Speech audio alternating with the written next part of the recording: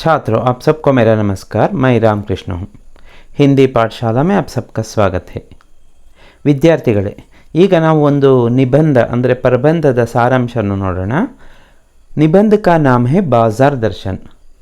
First semester BCom Mangaluru university syllabus ಅಲ್ಲಿ ಇದು ಪಾಠ ಇದೆ। बाजार दर्शन निबंध के लेखक है जैनेंद्र कुमार। पहले उनका परिचय देखेंगे। ಮೊದಲು ಅವರ ಪರಿಚಯವನ್ನು ನೋಡೋಣ। इनका जन्म अलीगढ़ में हुआ। अलीगढ़ कहाँ है? उत्तर प्रदेश में है। और कब हुआ? 1905 ईस्वी को हुआ। निबंध का सार लिखते समय, उत्तर लिखते समय आपको पहले कवि का या लेखक का परिचय देना है। यहाँ उनका जन्म अलीगढ़ में, अलीगढ़ कहाँ है? उत्तर प्रदेश में 1905 ईस्वी को हुआ। प्रेमचंद के समकालीन उपन्यासकारों में जैनेंद्र का विशिष्ट स्थान है। जब प्रेमचंद रचना करते थे तब ये भी थे, ये भी रचनाएं करते थे, इसलिए उनके समकालीन उपन्यासकार कहते हैं। उनका प्रथम उपन्यास 1929 में प्रकाशित हुआ। पहला उपन्यास प्रकाशित हुआ है 1929 में, ಅಂದರೆ 1929ಗೆ ಮೊದಲ ಕಾದಂಬರಿಯನ್ನು ಪ್ರಕಟಿಸಿ ಮಾಡಿದ್ದಾರೆ। ಜೈನೇಂದ್ರ की कहानियों में दार्शनिकता नजर आती है। दार्शनिकತೆ ಹೆಚ್ಚು ಇದರಲ್ಲಿ देवರ कथेಗಳಲ್ಲಿ। कहानियाँ चरित्र प्रधान है, यहाँ चरित्र को ज़्यादा महत्व देते हैं। पहले इस पाठ में, इस निबंध में वे क्या कहते हैं देखेंगे।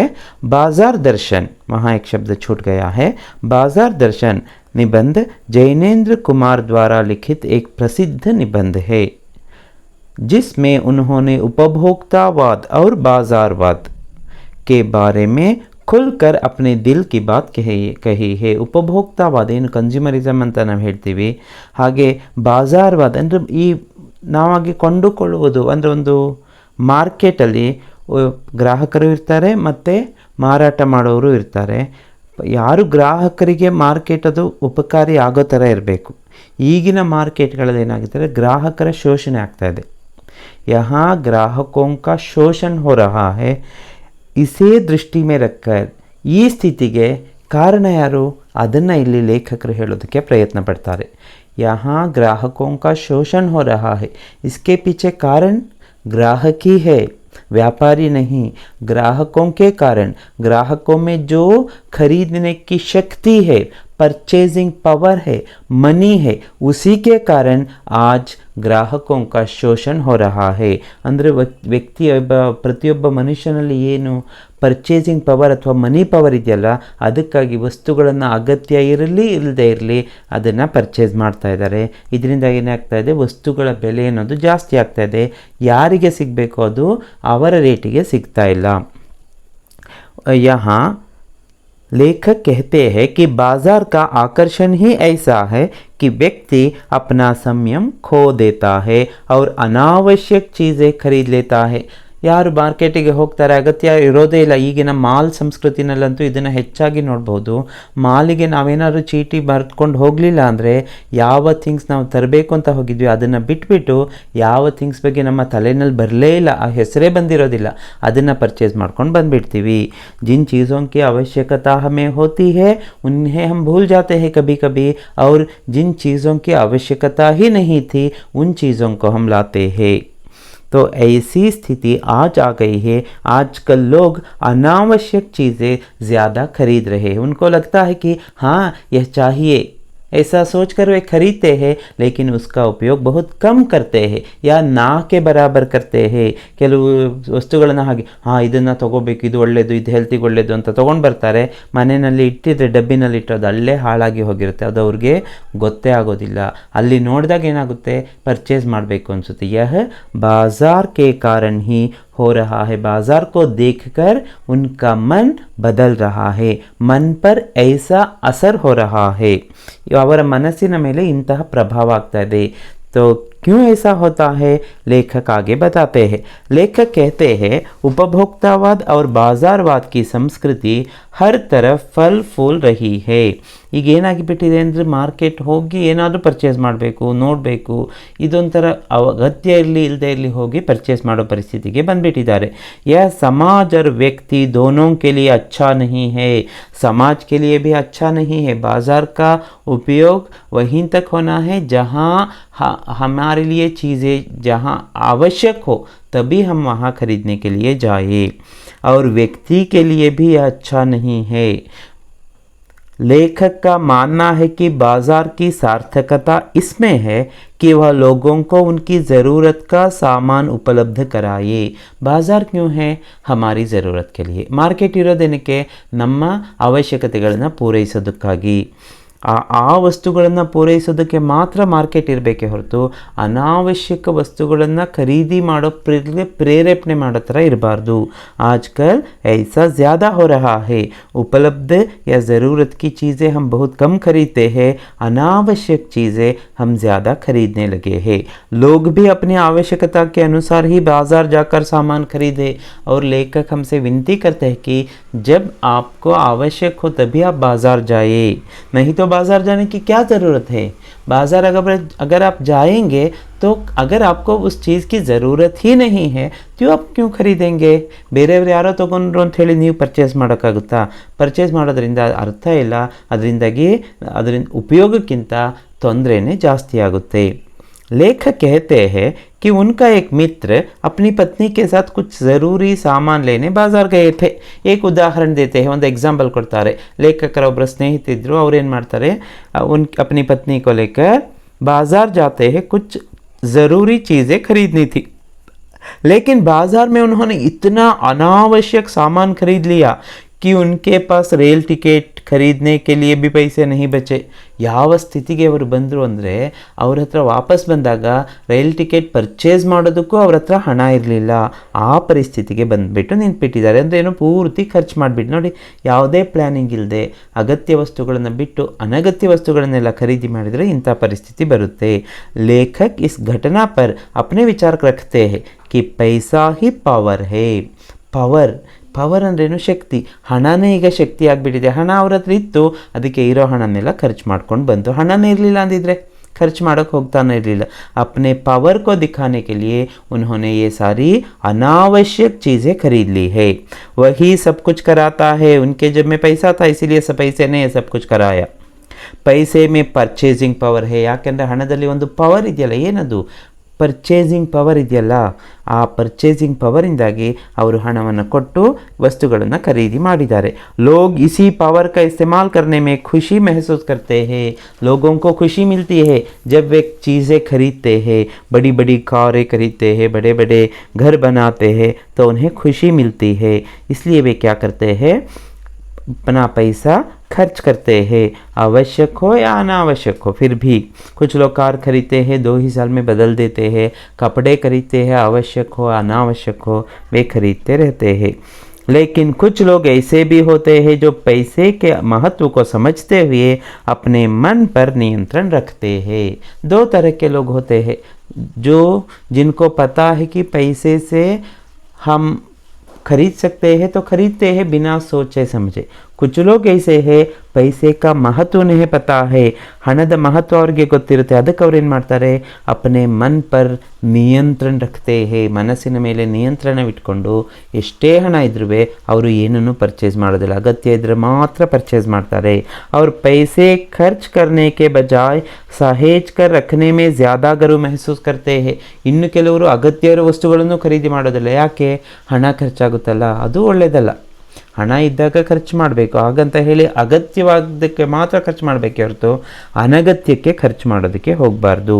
कुछ लोग पैसे बचाने में ही गर्व महसूस करते हैं, बैंक बैलेंस ज़्यादा देखना चाहते हैं, दूसरों को दिखाना चाहते हैं, इसलिए वे परचेजिंग के लिए वे पैसे खर्च ही नहीं करते।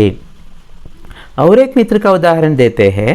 लेखक कहते हैं कि उनके एक और मित्र दिल्ली में चांदनी चौक में चक्कर लगाकर बिना कोई सामान खरीदे वापस लौट आए। उनके एक मित्र थे, ಅವರೊಬ್ಬರು ಫ್ರೆಂಡ್ ಇದ್ರಂತೆ, ಡೆಲ್ಲಿನಲ್ಲಿ ಚಾಂದಿನಿ ಚೌಕ್ ದೊಡ್ಡ ಶಾಪಿಂಗ್ ಏರಿಯಾ ಅದು, ಅಲ್ಲಿಗೆ ಹೋಗಿದ್ದಾರಂತೆ। ಸುಬಹ ಸೆ ಶಾಮ್ ತಕ್ ವಹಾ ಚಕ್ಕರ್ ಲಗಾತೆ ರಹೆ, ಎಲ್ಲ ಕಡೆ ಸುತ್ತಾಡಿದ್ದಾರೆ ಇಡೀ ಮಾರ್ಕೆಟಲ್ಲಿ। और ಬಿನಾ ಕುಚ್ ಖರೀದೆ ವಾಪಸ್ ಆಯೆ, ಆದರೆ ಸಂಜೆ ಬಂದಾಗ ಅವರ ಕೈಯಲ್ಲಿ ಒಂದೇ ಒಂದು वस्तुनू ಇರಲಿಲ್ಲ। उन्होंने एक चीज़ भी नहीं खरीदी थी। और उन्होंने जब पूछा तो उसने जवाब दिया कि बाज़ार में मुझे सभी वस्तुओं को लेने का मन हुआ। ಯಾಕೆ ನೀವು ಮಾರ್ಕೆಟ್ ಹೋಗಿ ಏನು ಪರ್ಚೇಸೇ ಮಾಡಲಿಲ್ವಲ್ಲ ಏನು ಅಂತ ಕೇಳಿದ್ದಕ್ಕೆ ಅವರು ಉತ್ತರ ಕೊಡ್ತಾರಂತೆ, बाजार में बहुत सारी चीज़ें थी, ತುಂಬ ವಸ್ತುಗಳಿತ್ತಲ್ವ, सभी चीज़ों को खरीदने का मन था लेकिन मैंने कुछ नहीं खरीदा, ಎಲ್ಲದೂ ತಗೋಬೇಕು ಅನಿಸುತ್ತೋ ಅದಕ್ಕೆ ನಾನು ಯಾವುದನ್ನು ತಗೊಳ್ಳಿಲ್ಲ. ನೋಡಿ ಇವರ ಲಾಜಿಕ್ ಹೇಗಿದೆ. अगर मैं कुछ लेता तो बाकी सामान छूट जाता, ನನಗೆ ಎಲ್ಲ ತಗೊಳ್ಳೋ ಆಸೆ ಇತ್ತು, ನನ್ನ ಹತ್ರ ಹಣ ಇದ್ದಿದ್ದು ಸ್ವಲ್ಪ, ಕೆಲವು ವಸ್ತುಗಳನ್ನು ತೊಗೊಂಡಿದ್ರೆ ಏನು ಅರ್ಥ ಏನು, ಹೆಚ್ಚು ವಸ್ತುಗಳನ್ನು ನಾನು ಬಿಡಬೇಕಾಗಿತ್ತು, ಅಂದರೆ ತಗೊಳ್ಳೋದಕ್ಕೆ ನನ್ನಿಂದ ಸಾಧ್ಯ ಇರಲಿಲ್ಲ. ಇಸ್ಲಿಯೇ ಮೈನೆ ಕ್ಯಾ ಕಿಯಾ, ಮೈನೆ ಕುಚ್ ಬಿ ನಹಿ ಖರೀದಾ, ಅದಕ್ಕೆ ನಾನು ಏನನ್ನು ತಗೊಳ್ಳಿಲ್ಲ, ಯಾಕಂದರೆ ಎಲ್ಲದನ್ನು ಬಿಡಬೇಕಾಗಿತ್ತಲ್ಲ. ಹಾಗೆ लेखक कहते हैं कि बाजार के जादू से बचने के लिए मन पर नियंत्रण होना चाहिए. यह बाजार हम पर जादू चलाता है, ನಮ್ಮ ಮೇಲೆ ಒಂಥರ ಜಾದೂ ಮಾಡಿಬಿಡುತ್ತೆ, ಅದಕ್ಕಾಗಿ ಮನಸ್ಸಿನ ಮೇಲೆ ನಿಯಂತ್ರಣವನ್ನು ಇಟ್ಕೋಬೇಕಾಗುತ್ತೆ. नियंत्रण होना चाहिए. अगर आपके मन पर नियंत्रण है, खुद पर नियंत्रण है, तो आप पर बाजार अपना जादू कभी नहीं चला सकता. ಒಂದ್ಸಲ ಟ್ರೈ ಮಾಡಿ ನೋಡಿ, ಹಣನೂ ಇರಲಿ ನಿಮ್ಮ ಹತ್ರ, ಮನಸ್ಸಲ್ಲಿ ನೀವು ತೀರ್ಮಾನ ತಗೊಂಡ್ರೆ ನೀವು ಯಾವ ವಸ್ತುನ ಅಗತ್ಯ ಇಲ್ಲ ಅಂದರೆ ಪರ್ಚೇಸ್ ಮಾಡೋದೇ ಇಲ್ಲ. ಅವ್ರ ಮನ್ ಭರಾ ಹೋನಾ ಚಾಹಿಯೆ, ಮನಸ್ಸು ಖಾಲಿ ಇರಬಾರ್ದು. ಮನ್ ಕೈಸೆ ಭರಾ ರಹತಾ ಹೇ ಅಂದರೆ ನನಗದ್ರ ಅಗತ್ಯ ಇದೆ, ಬೇಕು ಬೇಕು ಬೇಕು ಅನ್ನೋದು ಇರಬಾರ್ದು, ಆಗ ನಿಮ್ಮ ಮನಸ್ಸು ತುಂಬಿದೆ. ಇಸ್ಕಾ ಮತ್ಲಬ್ ಹೇ ಆಪ್ಕೋ ಉಸ್ ಚೀज़ की कोई ज़रूरत नहीं है. अगर मनुष्य का मन भरा रहता है तो वह खरीदता नहीं, तो बाज़ार का असर उस पर नहीं पड़ता, क्योंकि मन भरा है ना. मन खाली है तो हाँ मुझे चाहिए, मन भरा है तो मुझे नहीं चाहिए, उसकी ज़रूरत ही नहीं है. बाज़ार के जादू से बचने का यह एक तरीका है. एक तरीका क्या है, पैसे ना होना, पैसे रख कर ना जाना. दूसरा तरीका क्या है, मन भरा रहना. ಮನಸ್ಸು ತುಂಬಿದ್ರೆ ನಿಮ್ಮ ಹತ್ರ ಹಣ ಇದ್ರೂ ನೀವು ಏನನ್ನು ಪರ್ಚೇಸ್ ಮಾಡೋದಿಲ್ಲ. लेखक एक व्यक्ति का उदाहरण देते हुए कहते हैं कि सभी लोग उसे भगत जी के नाम से ही जानते थे. ಇಲ್ಲಿ ಒಂದು ಉದಾಹರಣೆ ಕೊಡ್ತಾರೆ, ಎಕ್ಸಾಂಪಲ್ ಕೊಡ್ತಾ ಇದ್ದಾರೆ. ಅಲ್ಲಿ ಒಬ್ಬ ವ್ಯಕ್ತಿ ಇದ್ದ, ವ್ಯಕ್ತಿ ಕಾ ನಾಮ್ ಕ್ಯಾ ಹೈ, ಭಗತ್ ಜಿ ಅಂತ ಕರೀತಾ ಇದ್ರು, ಅಂದರೆ ಭಕ್ತ ಮಹಾಶಯ ಅಂತ ಕರೀತಾ ಇದ್ರು. ಅವರ ನಿಜವಾದ ಹೆಸರು ಯಾರಿಗೂ ಗೊತ್ತಿಲ್ಲ. ವೇ ಪಿछले ಕೈ ವರ್ಷೋನ್ ಸೆ ಚೂರನ್ ಬೇಚನೆ ಕಾ ಕಾಮ್ ಕರ್ತೆ ಥೆ. ಈ ಚೂರ್ಣಗಳನ್ನೆಲ್ಲ, ಈ ಆಯುರ್ವೇದಿಕ್ ಚೂರ್ಣಗಳೆಲ್ಲ ಬರುತ್ತಲ್ಲ, ಆ ಚೂರ್ಣವನ್ನು ಮಾರೋ ಕೆಲಸ ಮಾಡ್ತಾ ಇದ್ದಂತೆ. ಬೇಚನೆ ಕಾ ಕಾಮ್ ಕರ್ತೆ ಥೆ ಕೈ ವರ್ಷೋನ್ ಸೆ.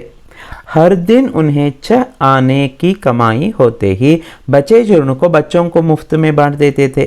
प्रतिदिन 6 ಆಣೆದು ವ್ಯಾಪಾರ ಆದರೆ ಸಾಕು, ಉಳಿದ ಏನು ಆವಾಗಿನ ಕಾಲದಲ್ಲಿ ಆಣೆ ಎಲ್ಲ ಇತ್ತು, 16 ಆಣೆಗೆ 1 ರೂಪಾಯಿ ಅಂತ ಲೆಕ್ಕ.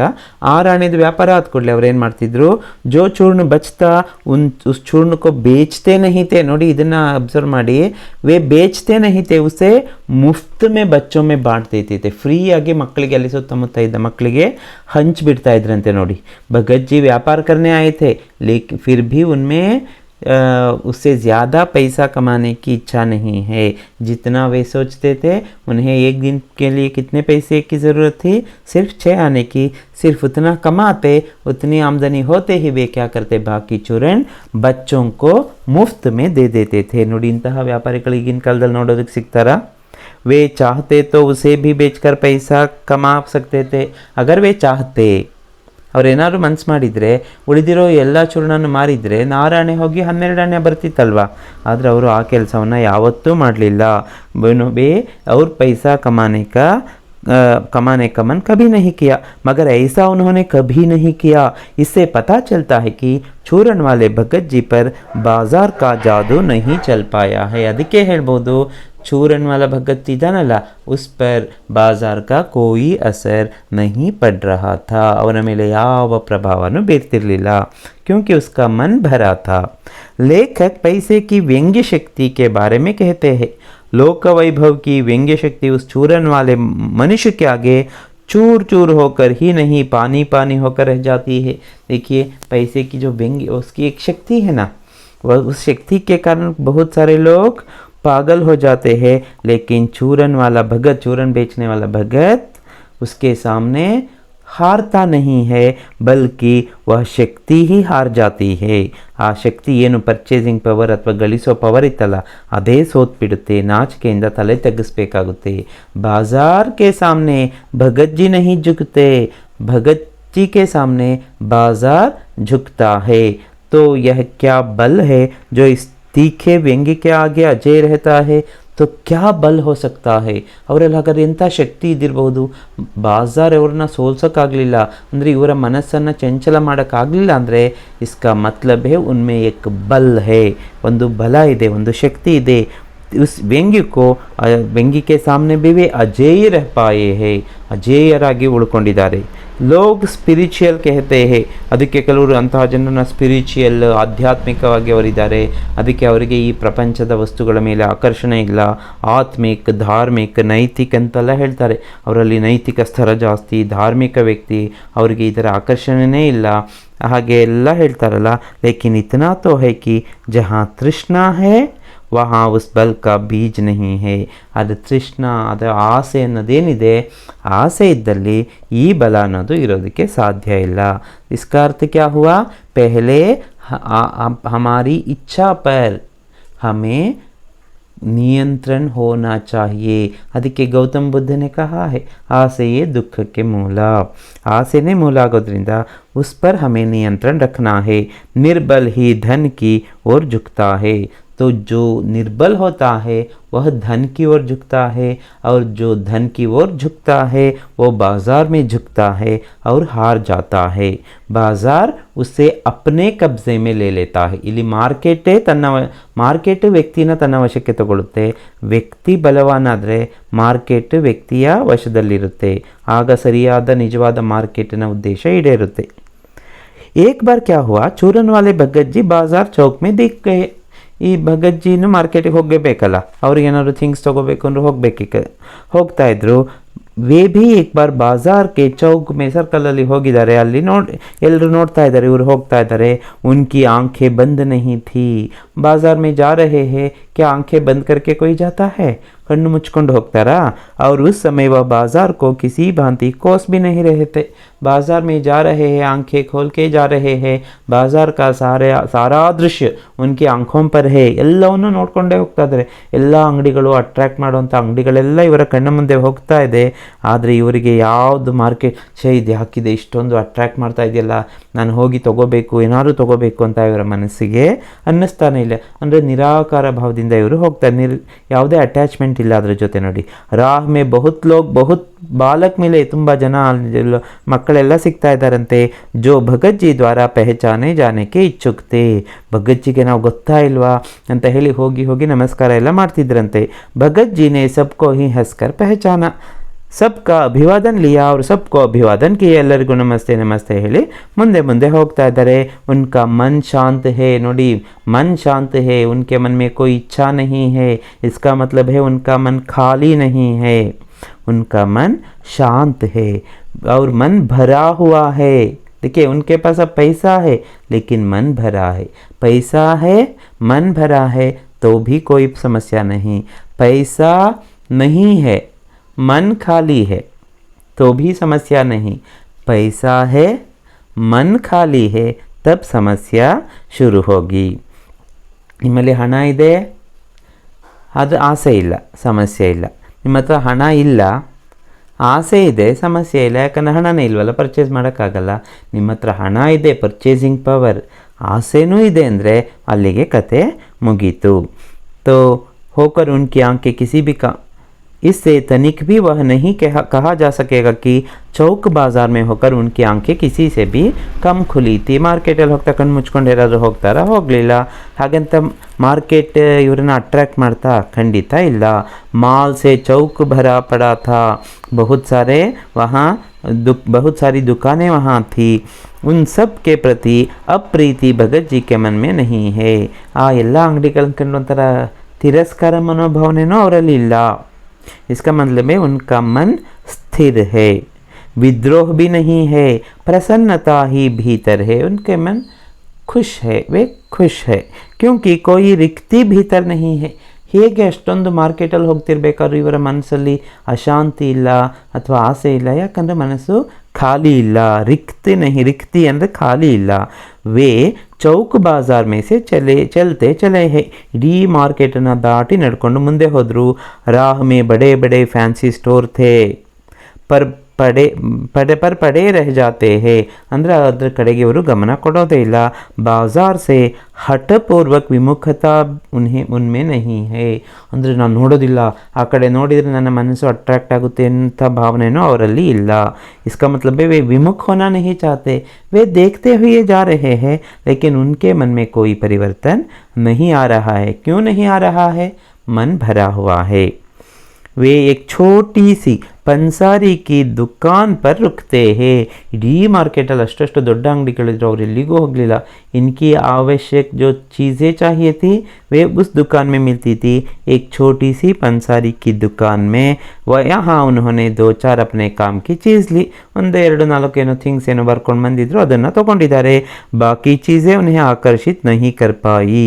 ಬೇರೆ ವಸ್ತುಗಳನ್ನ ಅವ್ರನ್ನ ಅಟ್ರ್ಯಾಕ್ಟ್ ಮಾಡಲಿಲ್ಲ. ಈಗಲೂ ನೋಡಿ, ನಿಮ್ಮ ತಂದೆ ಅಥವಾ ಇನ್ನೂ ದೊಡ್ಡವರು ಯಾರಾದರೂ ಕೆಲವರು ಬಂದಾಗ ಏನು ವಸ್ತು ಬೇಕೋ ಅಷ್ಟನ್ನು ಮಾತ್ರ ತೊಗೊಳ್ತಾರೆ, ಅದು ಬಿಟ್ಟು ಅಕ್ಕಪಕ್ಕದನ್ನು ಏನೂ ನೋಡೋಕ್ಕೆ ಹೋಗೋದಿಲ್ಲ. ಆದರೆ ನೀವು ಬೇರೆ ವಸ್ತುಗಳನ್ನು ತೊಗೊಂಡು ಇದನ್ನು ಬಿಡೋ ಚಾನ್ಸಸ್ ತುಂಬಾ ಇದೆ, ಹೌದಲ್ವಾ?